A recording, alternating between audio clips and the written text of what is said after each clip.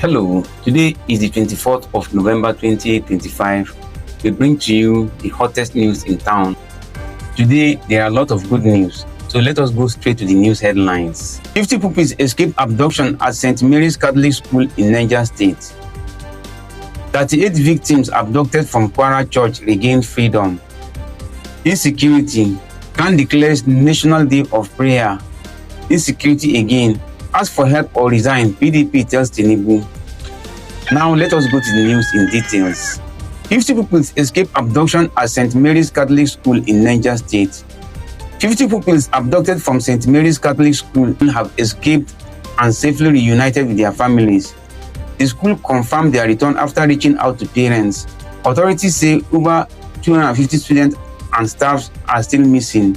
Efforts with security agencies and community leaders are ongoing.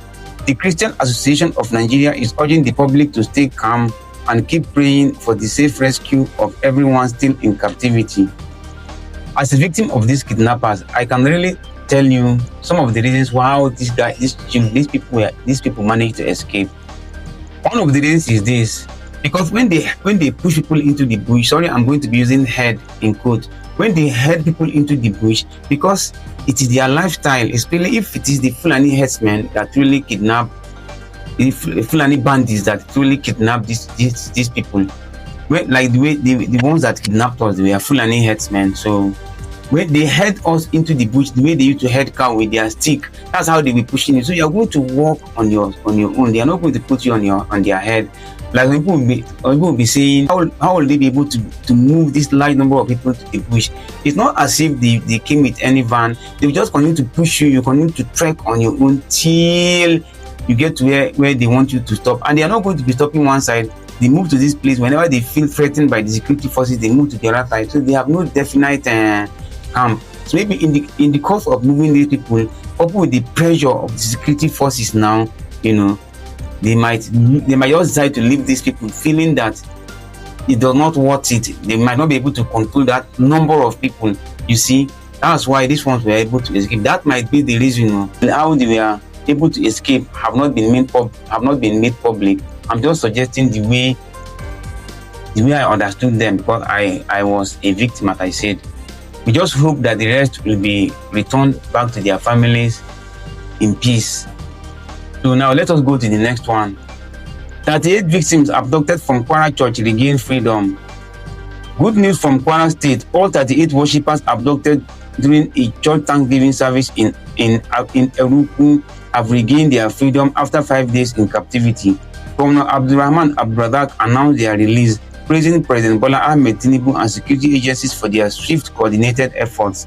The governor also appreciated the DSS, the army, police, and community leaders for their support, a huge relief for families and the entire state. These are the good news I'm talking about. Thank God that at least this one came back alive without any problem. We do hope that the rest, the many other people all over the country that are in the hands of kidnappers, will also return to their families in peace. Now let us go to the next one. Insecurity, CAN declares National Day of Prayer. The Christian Association of Nigeria has declared Sunday, 7 December, a National Day of Prayer. The move follows rising insecurity across the country. In a new directive, CAN is asking all churches nationwide to pray for peace, the safe return of kidnapped victims, and an end to violent attacks, and for wisdom for Nigeria's leaders. This comes after recent reports of mass abductions in Niger and Kebbi states involving students and teachers, as well as other attacks affecting both Christian and Muslim communities.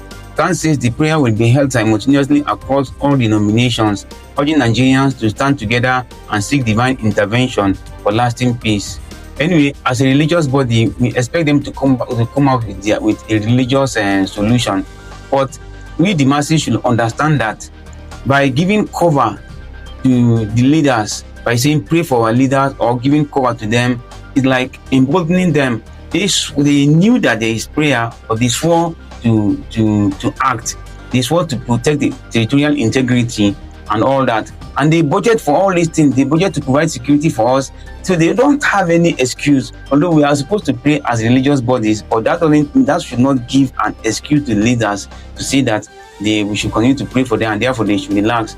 We did not vote for God to come and lead us. We voted for you, and you bought ticket and campaign to be there. So we are going to hold you responsible if anything is going wrong. This excuse was given to during the time of Buhari, when Buhari began to, when things begin to turn south during the administration of President Muhammad Buhari. People were now saying that it's because of our attitude. We are not good. That's why God gave us a bad leader.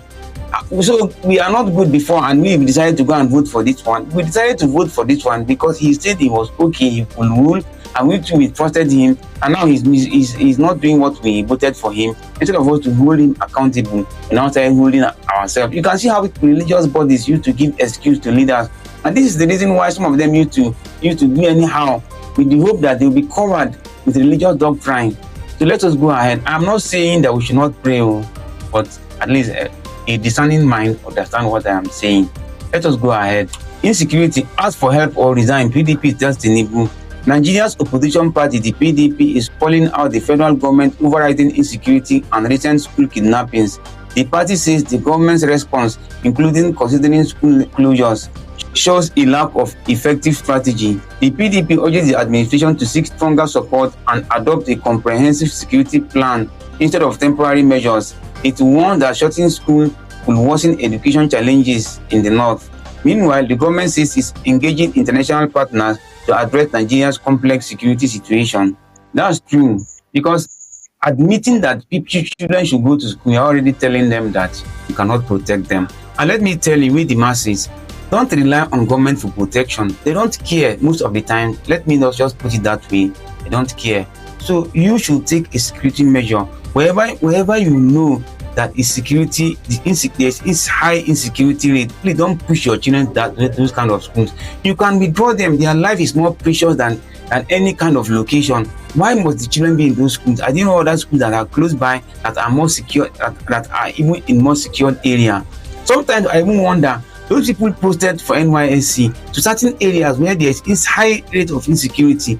The parents just allow their children to go to that place because of what? Even if they have to skip a year, allow them to skip that year so that they can serve in a place that you can have rest of mind. You see, so we should not take unnecessary risk because we want to obey. Which kind of laws do you want to obey? You don't want your children to miss 1 year or listen to change school. Please, parents should really wake up their responsibilities. And yet, this is the right thing. The PDP, I know the opposition, they have to call the government to order. That's their duty as opposition. But that doesn't mean that they did well when they were there. But we should not also downplay the advice they are giving now. If you cannot handle what you swore to handle, simply resign. Instead of you to admit to failure and still continue to be there, resign. That's just the fact. Follow for more. November 24th, 2025.